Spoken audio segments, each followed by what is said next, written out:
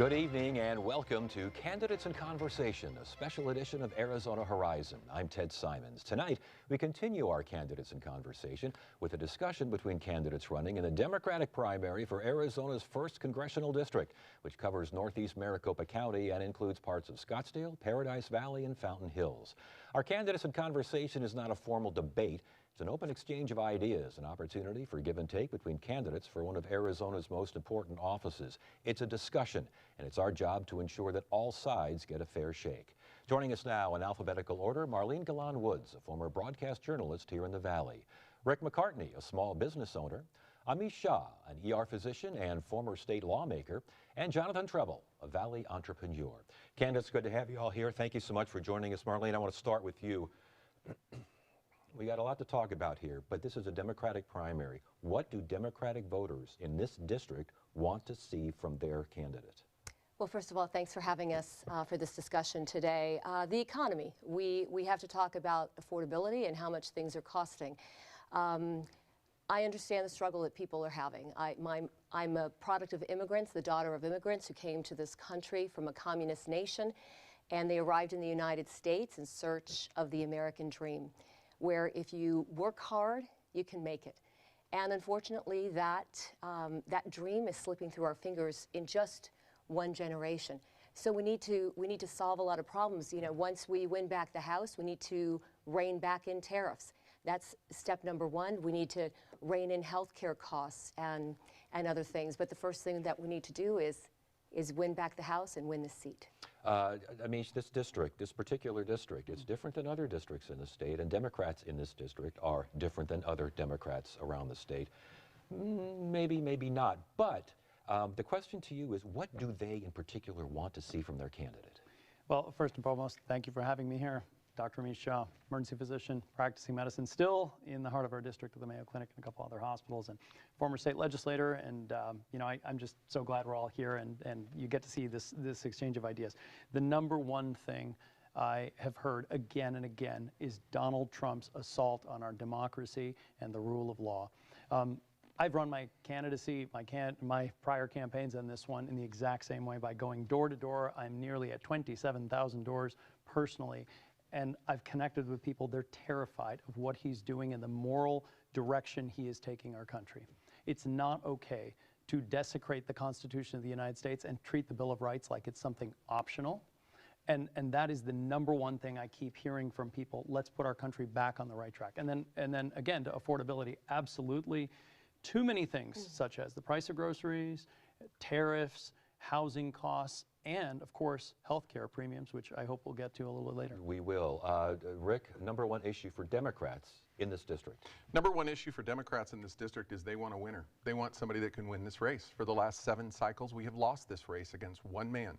And now he is out of this race. We have got what is going to be probably the most MAGA Trump-endorsed possibility that's going to be on the other side. So we have got to look at who can win in a general. The people right now, as has been said, are looking at affordability. They want health care, and they don't have it under this president. They don't have it under this administration. They want housing.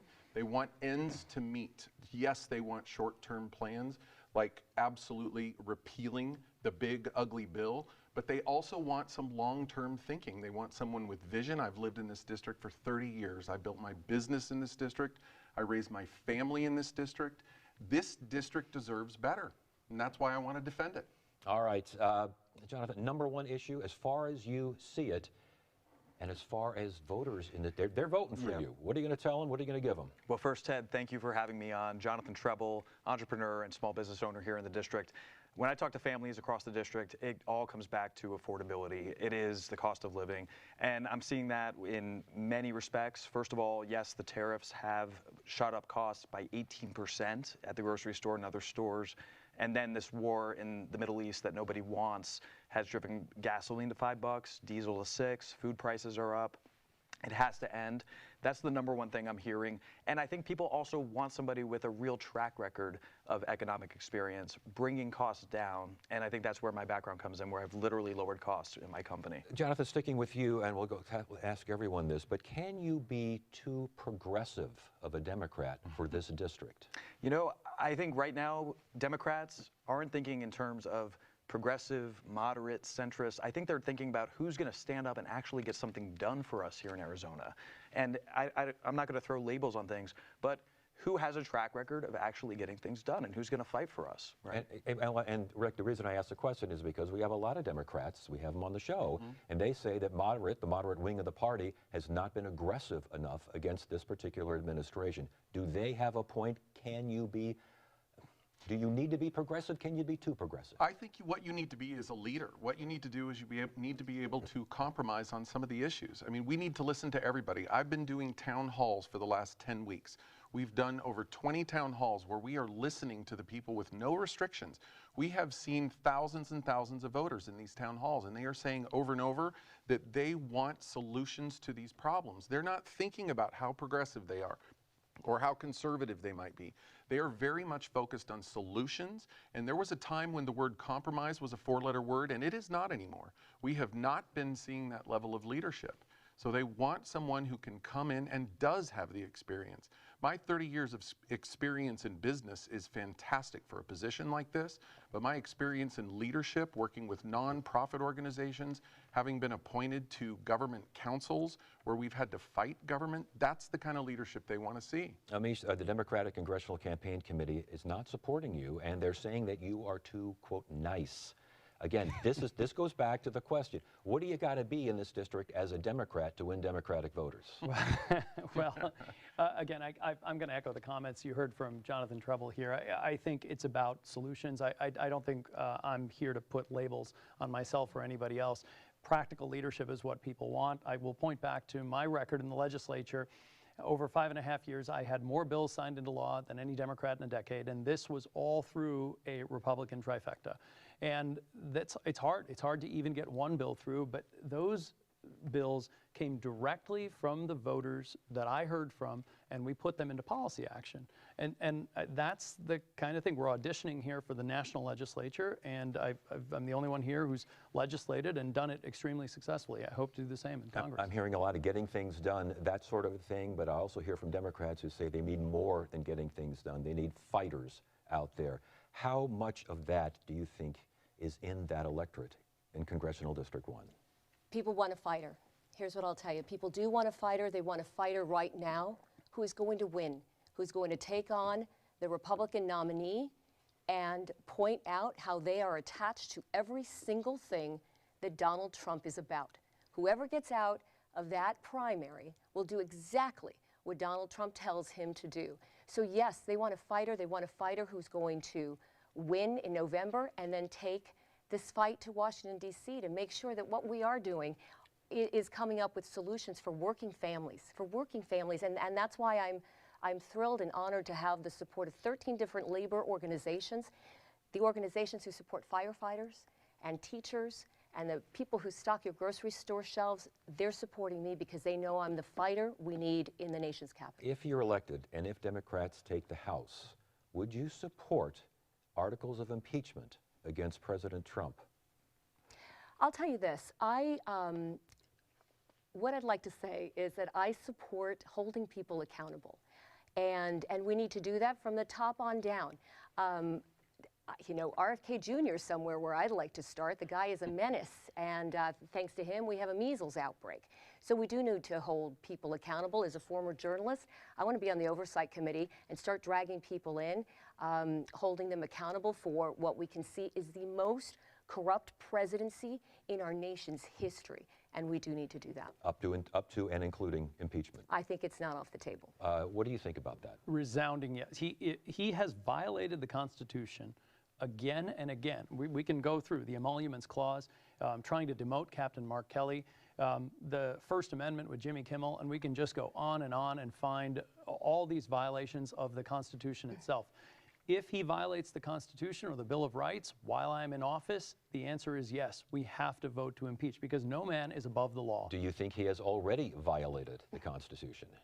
Yes, simply. So you would support then articles of impeachment against things that have already occurred before you would get into office? You know, as I've said, holding people accountable is no longer optional. The people have made this very clear. We have to, no man is above the law, and we have to hold people accountable. So that's what we're going to do. Rick, has President Trump committed impeachable offenses?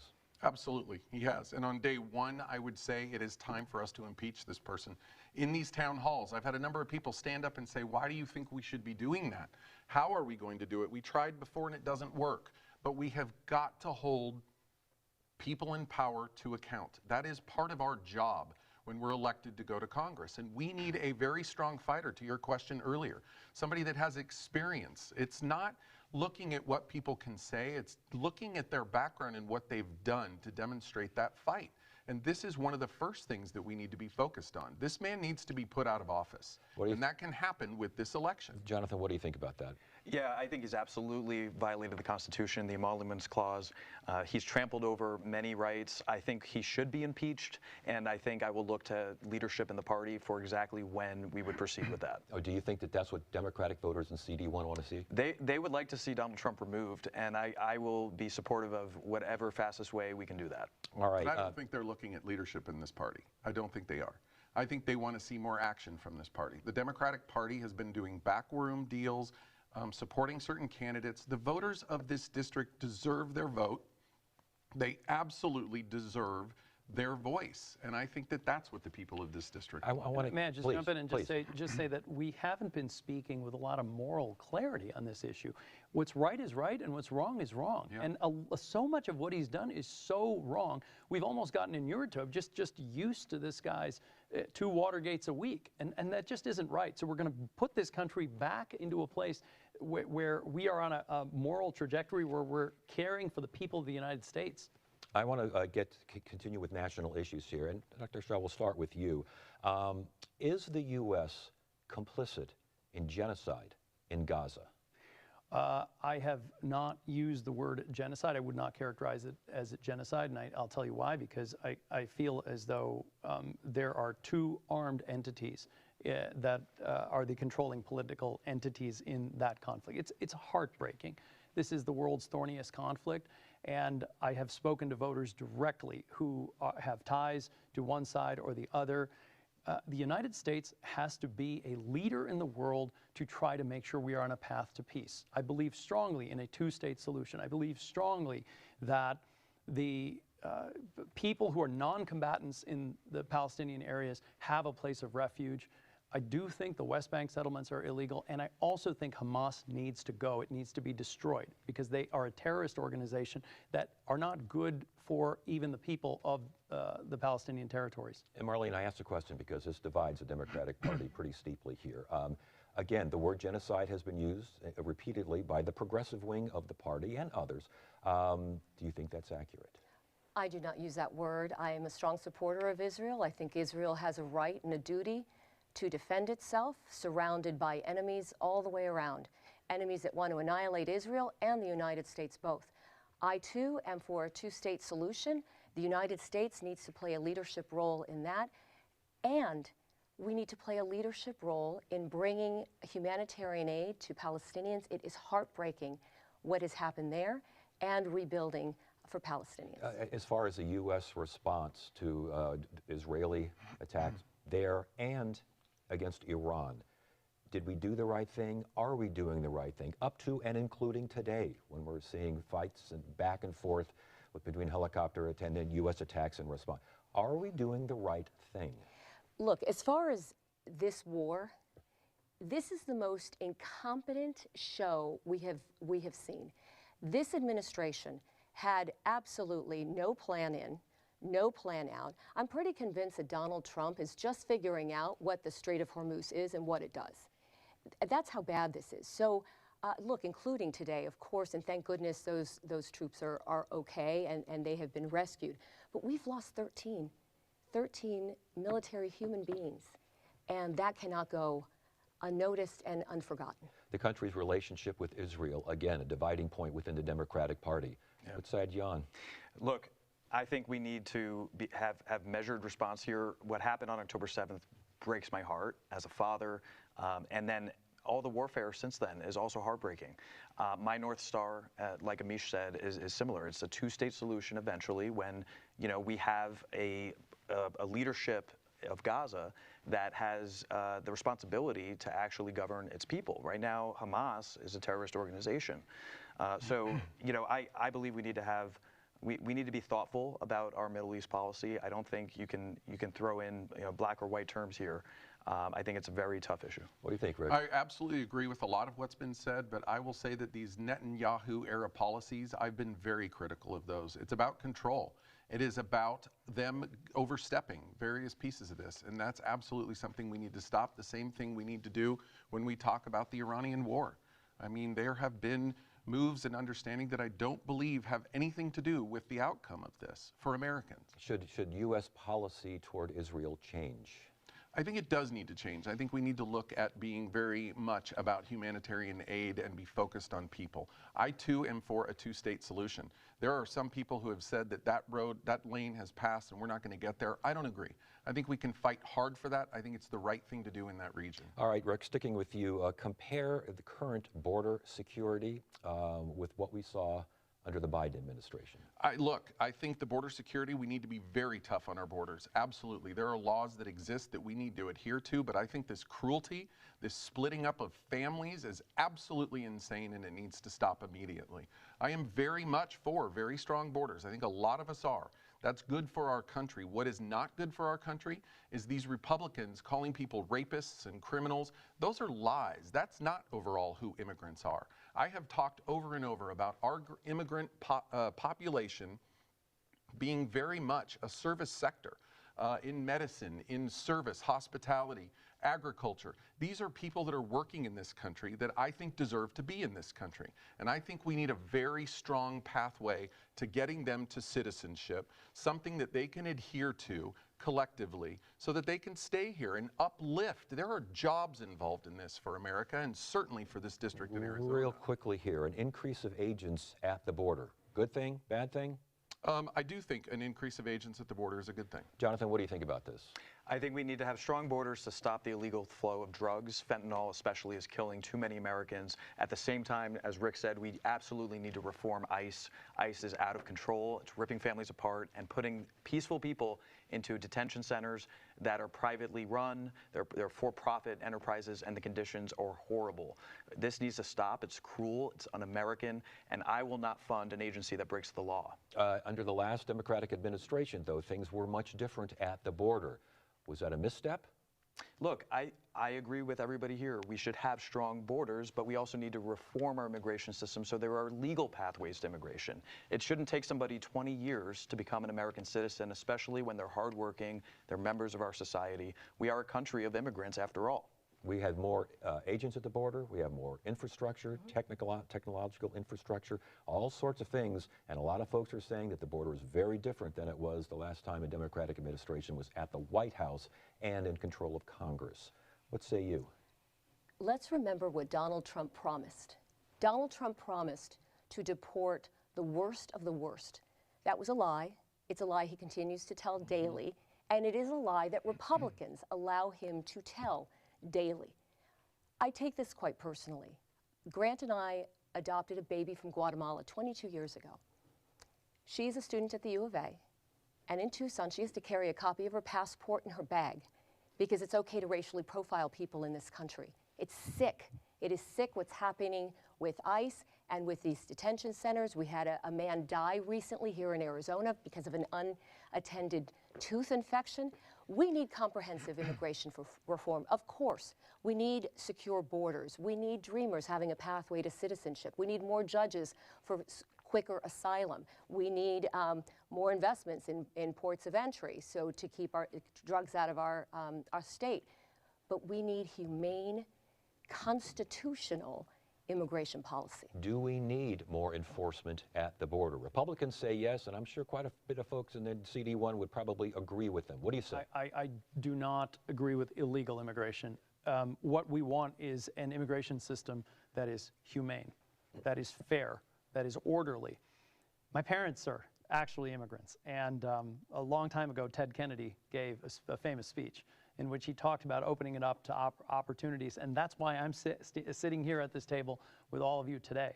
You know, it all started, believe it or not, with an act of generosity where my family extended something to a retired judge in Michigan in Bombay in the 1950s, and they ended up sponsoring my mother to come here to the United States. So Immigrant stories are what we love here in America. However, what you have now under Donald Trump is a terror state. And they're taking folks who are not well trained, 6 weeks of training in a gun, and then unleashing them on the streets. And then you have the Renee Good and the Alex Priddy situation, which is a travesty. Speaking of that, ICE. Is it a rogue agency, as for Congresswoman Ansari? Should ICE get off the streets, as with candidate Treble here? What do you do with ICE? We've got to take that agency and quite frankly, start over. What has to happen is that they need to understand how to do their jobs and enforce the laws, but do it in a way that doesn't terrorize communities, violate American citizens' rights, and run around the country like a paramilitary force. I just cannot stand this. So instead, we can do things a lot better, and I believe we will do better when we are in Congress. And Jonathan, you did say you wanted ICE off the streets. What does that mean? They have no business in our district where there are peaceful people. As Marlene said, we were told that they would go after the worst of the worst. They're not doing that. They're clearly not doing that. In Phoenix, ripping families apart, putting them in detention centers across the state. It has to stop. Rick, what do you do with ICE? I think we absolutely reform ICE from this onset. We have to. They just passed today another $70 billion. That's $250 billion to this agency. That's unacceptable. I was in a hearing with our Democratic delegation where we sat and listened to people who have family members that are incarcerated, not detained, they're incarcerated in up to 3 different detention centers that we have in this state. I've listened to attorneys talk about how they can't even get to their clients. This is the most unjust thing we've seen in this country. The Laken Riley Act, and Rick, we'll start with you. Would you have supported this? Again, undocumented immigrants who are arrested, charged, or convicted of property crimes and violent crimes, they are detained, and we're talking charged, not convicted, charged. The question is due process. Again, this is something that split the Democratic Party a little bit here. Would you have supported that? I would not have. I focus very strongly on the due process of law and what we need to be doing for these immigrants to understand their plight and where they are. I think we have got to start paying attention to that. This is an industry and this is a sector of human beings that we need in this country. What do you think, Marlene? I would have voted no. I mean, how you just explained it, that has opened the door to what we're seeing in this country now, where, I mean, I would have been picked up off the street with my mother and grandmother speaking Spanish on our way to school.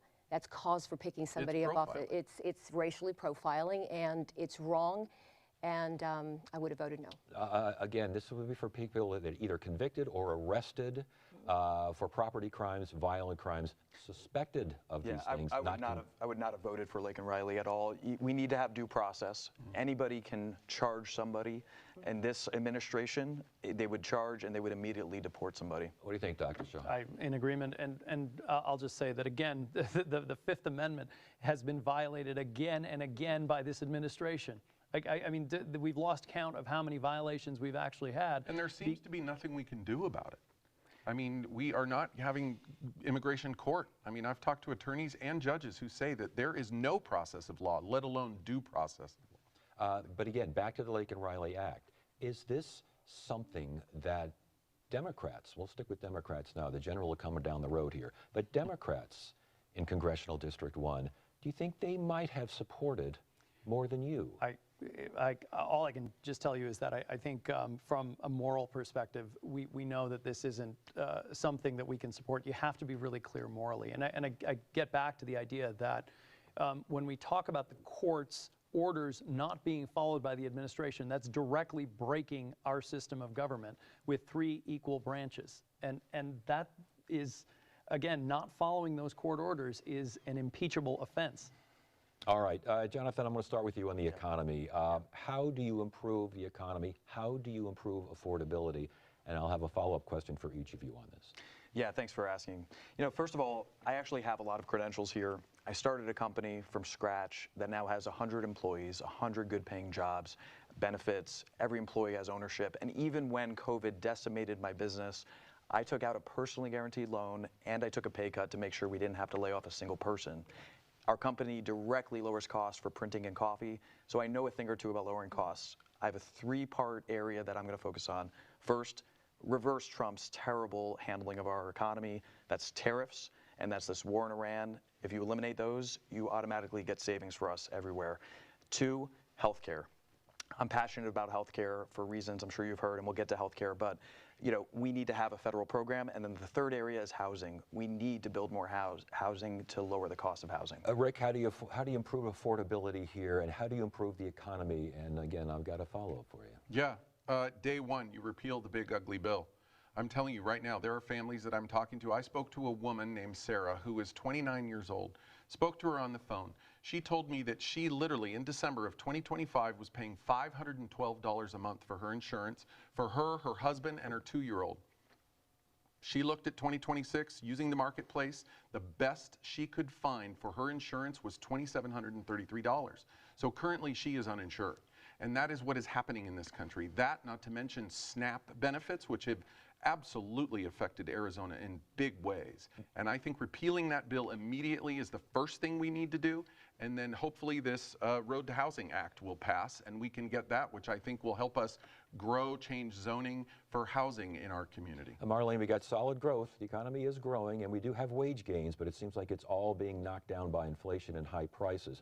What do you do in Congress about that? I'm going to piggyback off of what Rick said on housing.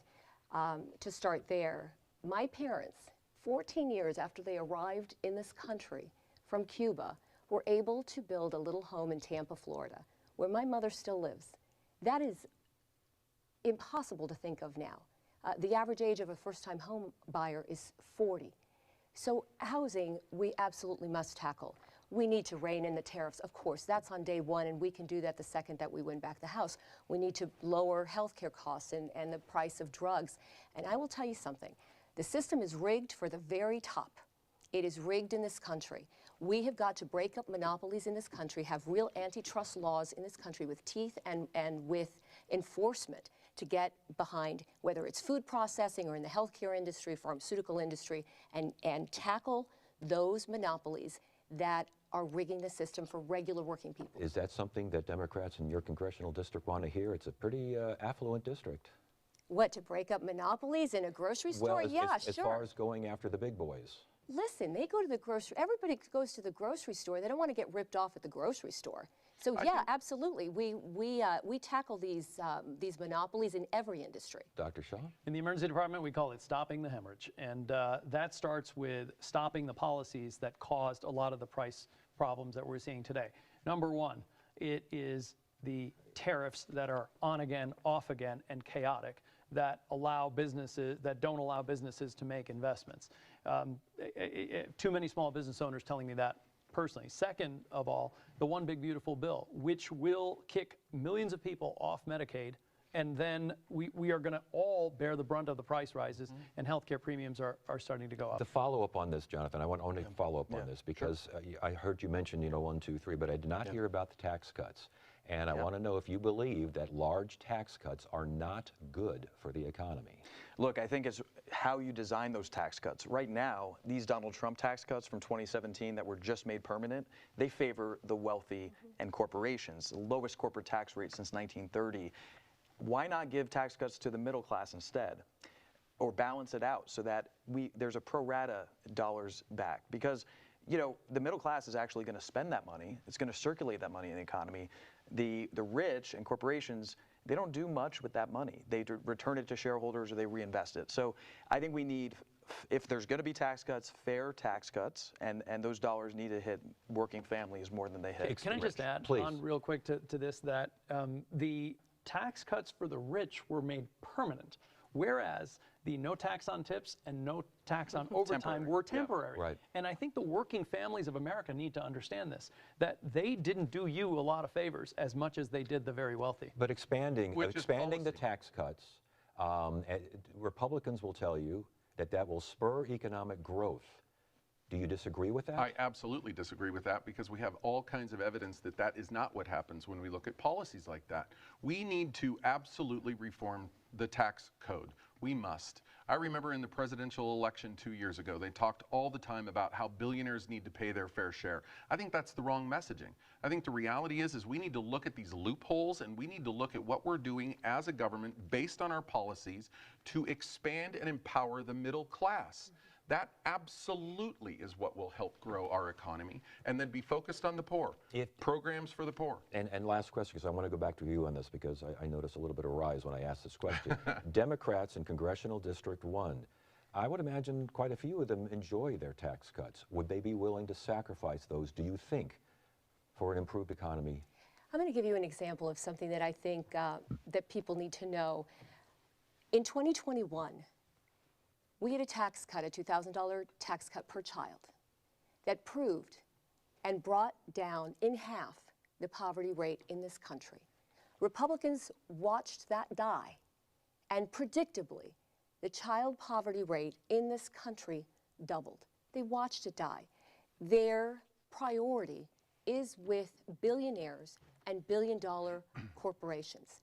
That's who I'm interested in paying their fair share, are billionaires and billion-dollar and trillion-dollar corporations, because they're not paying their fair share now. Very quickly, to answer your question, though, yes, I think the people of this district do understand what it means for this district empowering the middle class, what it means for this district not to simply be focused on what's in it just for them. I'm talking to Republicans, independents, and of course Democrats throughout this election, because that's going to be the only way to win this general, is to be focused on all of them. With 28% Democrat, 33% independent, and 38% Republicans, we've got to talk to everybody, and so we are. And yes, to answer your question, I think they see that this is not right for anyone, as they're spending more money on gas. Yeah, you even see some of the wealthy, such as Jeff Bezos, coming out and saying people who earn under $75,000 just shouldn't pay federal tax. It's not really helpful to our revenue when they're not paying as much, but it's hurting those families. I think we need a complete overhaul of our tax code. It needs to be more fair, and if there are to be tax cuts, it's for the middle class.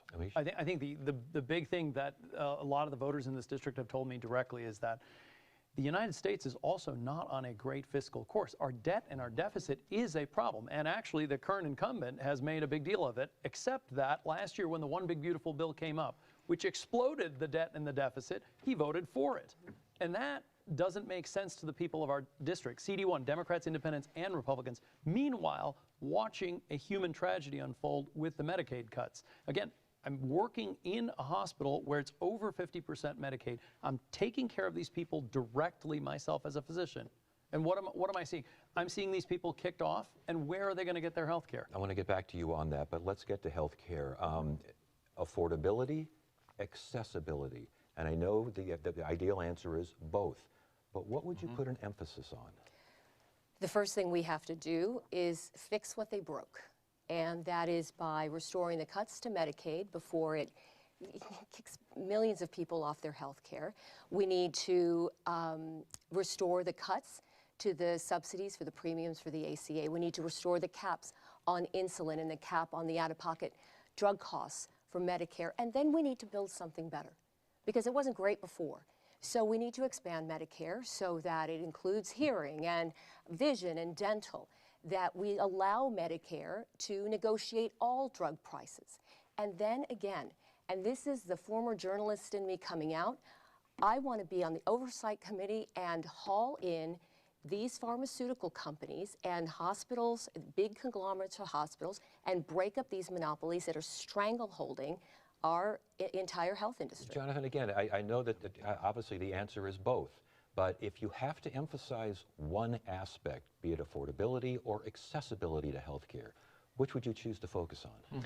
I think it's affordability, but I think the answer is truly going to be both, because it's bold leadership, and I actually believe we need Medicare for all. We need a federal program that everybody is enrolled into as a baseline that will help bring down affordability, and it will obviously be accessible by default. Medicaid for all, Rick, what do you think? Oh, yes. Medicare for all, Medicare for all, absolutely. I'm sorry. Universal health care plan, absolutely. I think we do need both, and we have to strive to get both. But the first thing we need to do, and I'm talking to voters every single day that do not have access to health care because of this bill. This is a president and a party that has pushed the red button and determined that health care was no longer something that's accessible for millions of Americans and hundreds of thousands of people in this district. And that's unacceptable. We need to get that solved immediately, and then we need to go to work on a plan that we've seen in other countries that we know works in countries all over this world that will ensure everybody. Dr. Shaw, Medicare for all. For 8 years in politics, I have talked about universal health care. And so it takes many forms. There are single-payer systems across the world. There are multi-payer systems. We have to pick one that works for America. That's less important than, I think, picking which one of those compared to covering everybody. And I personally live that on a daily basis. A few months ago, a woman comes into the ER, has an allergic reaction. Of course, we take care of her, and she gets better. She couldn't breathe. And she's terrified. She was terrified about her medical condition, but even more terrified about the financial cost. And the twist in this story was this woman worked in the emergency department. She was somebody who sat and tried to help others and was somebody who was left out in the system. This is an American tragedy. And so I've been talking about universal health care for all my time in politics, but it doesn't have to be at odds with affordability. You can actually talk about getting people onto a Medicare buy-in plan and reduce costs for everybody. It's a win-win for everybody except perhaps the insurance companies. Ted, I hear a lot of folks saying they want to repeal the big, beautiful bill, and absolutely a lot of that needs to be repealed, but we have to go way further in healthcare because things weren't good 2 years ago either. Costs were still out of control, growing double-digit percentage, and as somebody who sponsors health plans for over 100 employees, I saw those costs on the premium side, and 2 years ago, I struggled with my health insurance to get life-saving care, and I thought I had good insurance, but they wouldn't let me see a specialist. And there's too many loopholes and too many games that can be played. This is why I think we need bold leadership here. We do need a bold plan like Medicare for All. It will do both of those things, accessibility and affordability at the same time. And I actually think by us not having this insurance access to it right now, what we're seeing, how damaging it is, I think this is the perfect time for somebody like me to get into the House of Representatives and connect with these people to come up with a new innovative policy on health care. People are definitely frustrated that they know they can't afford it. They are $1 away from bankruptcy. It's appalling that in this country, the most wealthy country on the planet, that people are losing their homes because of a cancer diagnosis, that there are folks who are literally choosing between filling a prescription and putting enough food on the table. It's appalling. We need to get to a place where we can insure everyone, and I think the most viable way of doing that is through a public option. I think one other last point to piggyback on him is simply that people have told me directly how much it hurts to be fighting the insurance company while you are sick. And so while I was in the legislature, I actually did something about it. I passed a bill that streamlined prior authorization. That's that term that means when you want to get an MRI of your knee, the insurance company is going to put that in review, and then you'll be delayed and delayed and delayed. And people are just really sick of this. So my bill there streamlined prior authorization, and we also got on them for timeliness of payment, which is really denying a lot of people care who have insurance. Next question is for you, Dr. Shaw. Is Medicare solvent? And what do you tell young people right now who have absolutely no confidence that it's going to be there for them? That is a great question, and thank you for asking it. And yes, we are in a situation where if we don't solve this problem, it may not be solvent going forward. I think the estimates are 2033 or something in that range. So the thing that we had actually, what I talked about earlier is the buy-in option. If you allow people to get into the weeds here a little bit, if you allow people to buy in, but you charge them a little bit more than what the actuarial cost is, guess what happens? You actually make a buck, and you're creating some price pressure for the insurance companies to bring their prices down. That's how we cover more people and make things more affordable. Does that make sense to you? And again, what do you tell someone who, Social Security, Medicare, they think it's all out the window? There are easy adjustments that we can make in our tax code, such as raising the payroll tax cap so that people who make above, I think it's 150K right now, 170K, that they pay their fair share too, and they continue to pay that payroll tax cap, which funds both Medicare and Social Security. I refuse to believe that within a country that can afford as much as we can, and right now is paying $200 billion for a war in Iran that we didn't want, that we can't afford Medicare for everybody. I do think it comes down to priorities, and I think it comes down to party and leadership, and we're not seeing anybody take the horse by the reins here. I mean, we have got to find solutions to these problems with new innovations and stop thinking that it's about these healthcare companies profiting, because that's what this system has been. Okay, but again, is that what you tell someone who's 21, 22, 23 years old and they're worried about Medicare when they get older? I do think it comes down to reforms and us sensibly putting together a process and a program that can absolutely sustain Social Security, Medicare, Medicaid, absolutely. I refuse to give up. I refuse to give up on Social Security, on Medicare, on Medicaid, on any of it. And the bottom line here, again, is that the wealthiest people, the billionaires in this country and the corporations need to pay their fair share, and we will be able to solve a lot of problems in this country. Individual questions for each one of you, and Rick, I'll start with you. A quote, too many Democrats are still playing by the same losing playbook. Explain, please. Yes, absolutely. We've been playing by a playbook that does backroom deals and doesn't focus on the people of a district like ours. They have been focused on leveraging through money and other powerful pieces to this kind of election that is allowing us to stop focusing on what matters to the people of this district. And so we have got to be focused on not who is endorsing us, but be focused on listening to the people of a district like this. They know what they need. We can absolutely, through strong leadership, fight for those programs. Dr. Shah, you lost the general a couple of years ago. Why should Democratic voters choose you again? Well, I'm going to put forward that I'm the only candidate on this stage who has legislated. I am the only candidate on this stage who has run a grassroots campaign for 8 years, 27,000 doors, and also been on committees like Ways and Means and Appropriations and the ranking member on health and has that policy expertise. 2024 was a tough year for Democrats. And we had heard again and again from independents and Republicans that I spoke to directly. They were unhappy with the top of the ticket. And it wasn't just me, it was several others, beloved Democrats across the board that did not make it. So we are making the case clearly this time to these voters that I'm still here, I'm still at your doors, I'm still speaking to you directly, but this time what we're seeing is that the effects of the Donald Trump administration are something that is going to make your life worse. And Marlene, my question for you, you lost the primary a couple of years ago. Why should Democratic voters change their minds? Well, because I'll remind everyone and remind the viewers at home that in the last primary election, I was the only one Republicans spent against. Tens of thousands of dollars to try to bounce me off the ballot, to attack me on television, paid for by a Republican super PAC. They didn't spend any money attacking Amish. It was me.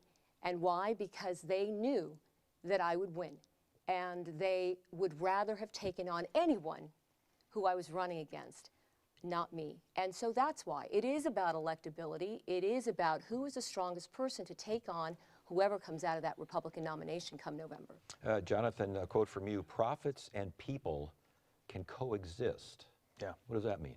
Yeah, well, look, when I go back to my story, growing a company from scratch that is a mission-driven company, we tried from the beginning to reduce single-use waste in printing and coffee, and we've saved tons of landfill waste and carbon dioxide by having shared community assets in public places across the country.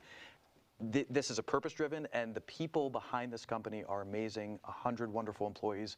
They all have great benefits. And, you know, yes, profits are important because we live in a world, a society where, you know, it's self-directed companies and, you know, you need to have funds to make money and to create more jobs.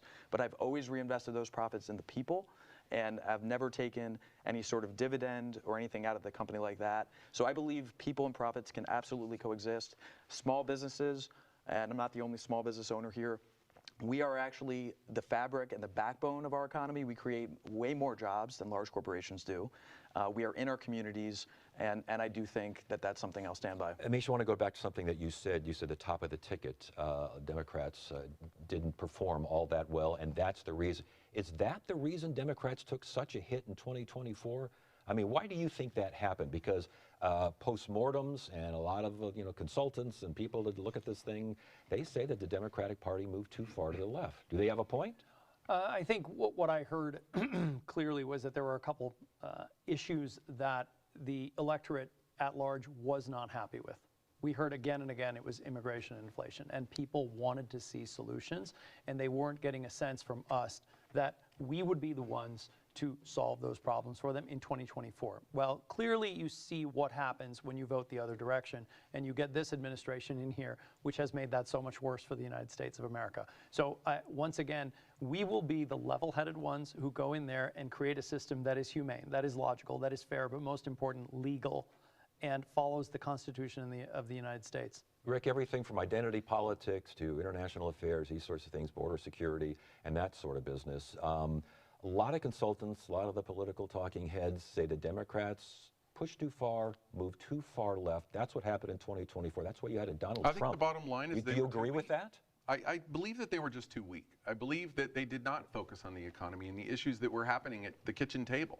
I talk all the time about the kitchen table and what happens on the kitchen table. People are writing checks for their bills. They are filling out loan applications. They're applying for school. These are the issues that the people want to hear about. That's not what happened last time. They were focused on fighting this all-powerful person that they didn't think was going to get into office, and look at what happened. He did. We have got to be focused. You know, the definition of insanity is doing the same thing over and over again, and I keep saying that.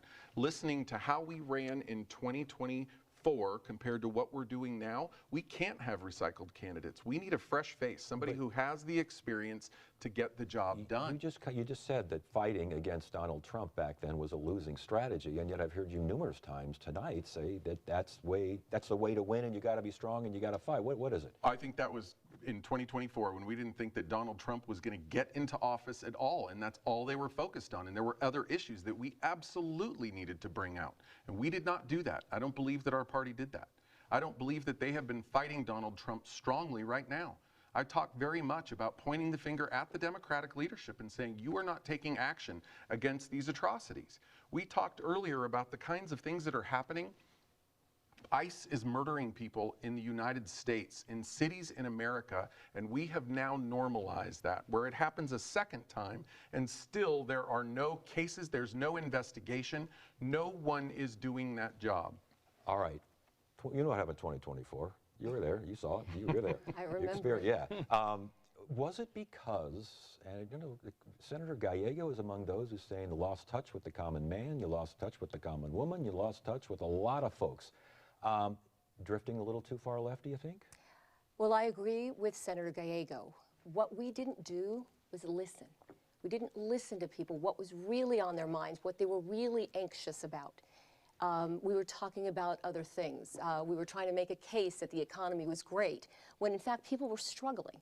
And so we didn't listen. And I think it's really important that we listen. We're listening now. We know that the economy and affordability is huge, that price of healthcare has to come down. And I'm pretty convinced that most people are having buyer's remorse, whoever may have voted on the other side of this thing. What do you think about that idea? What happened in 2024 and how that applies now? Well, look, we needed to run a better campaign in 2024. I was disappointed that we lost both the presidential ticket, but we also lost the congressional race. And I do think we need strong candidates in this race. I'm glad that we have, I think, 4 great choices here to choose from.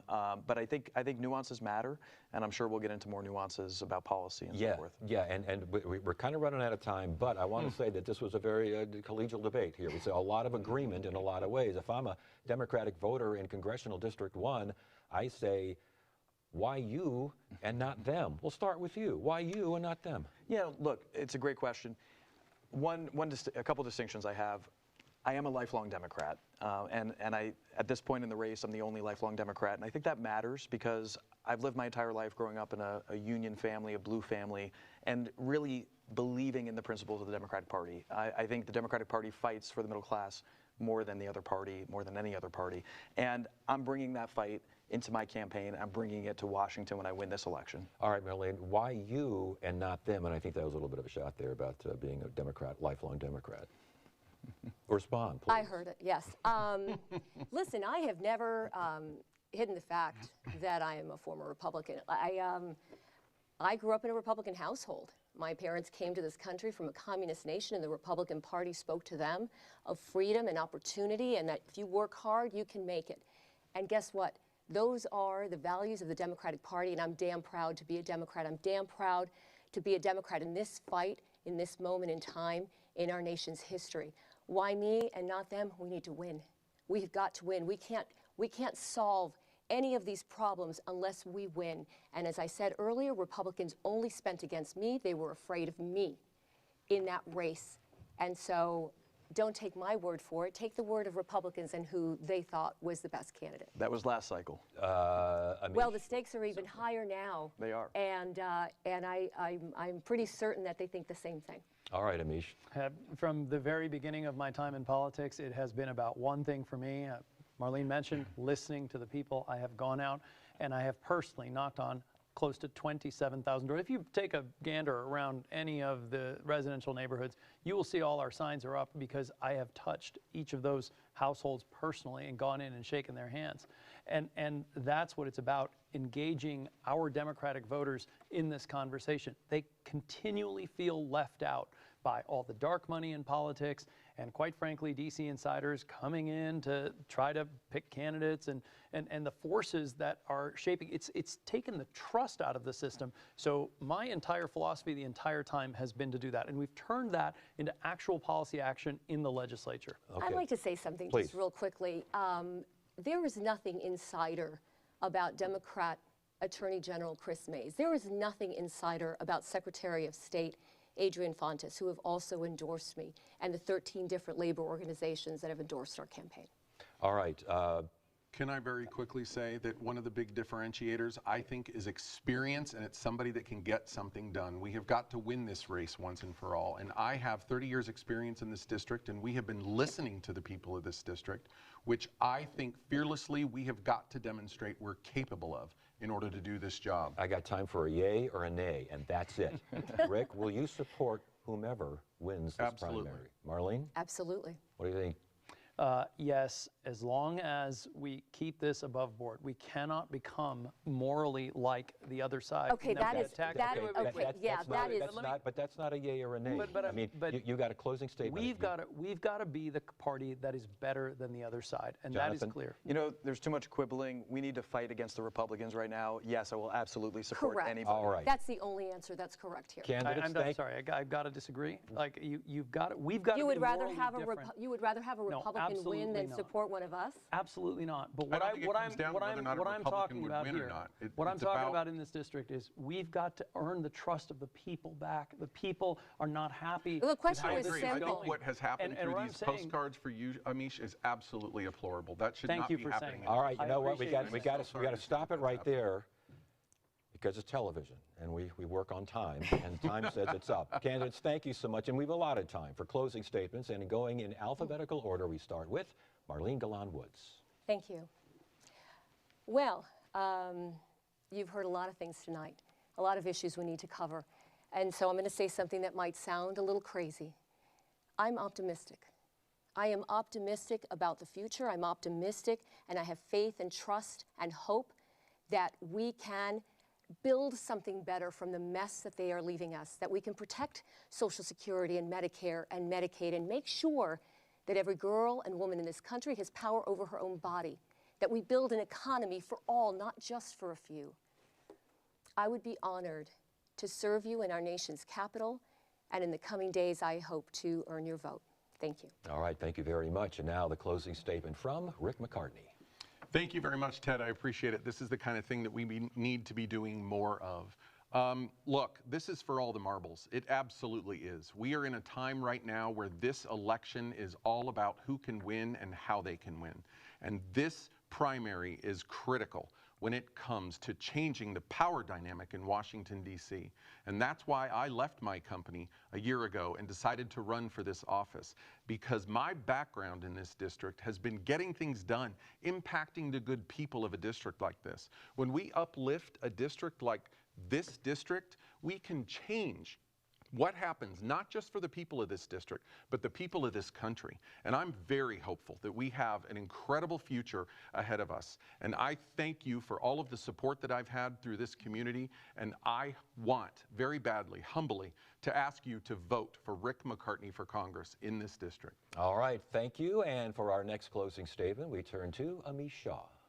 Thank you so much. I appreciate you having me. I appreciate sharing the stage with wonderful candidates such as these. I have been in politics for about 8 years, and I started this with a philosophy that we've got to get out there and actually engage you, the voter.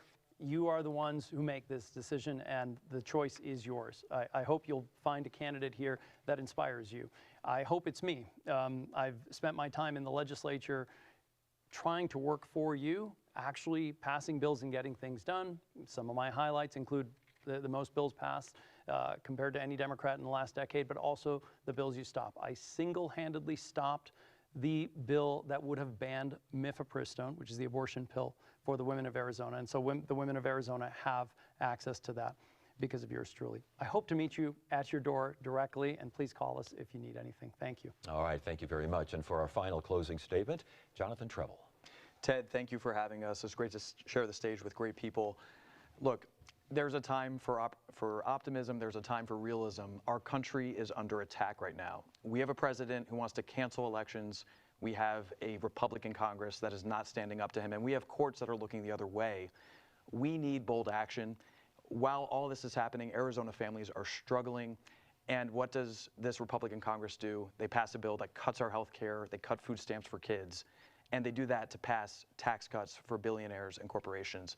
I'm running because I struggled with health insurance to pay for my life-saving care 2 years ago, and no one should have to fight for coverage while they're fighting for their life. We need bold leadership. I look forward to humbly asking you for your vote and your support in this primary and serving you as your next representative. All right, thank you very much. And candidates, thank you again. Great conversation. Good to have you all here. That's it for now. I'm Ted Simons. Thank you so much for joining us. You have a great evening.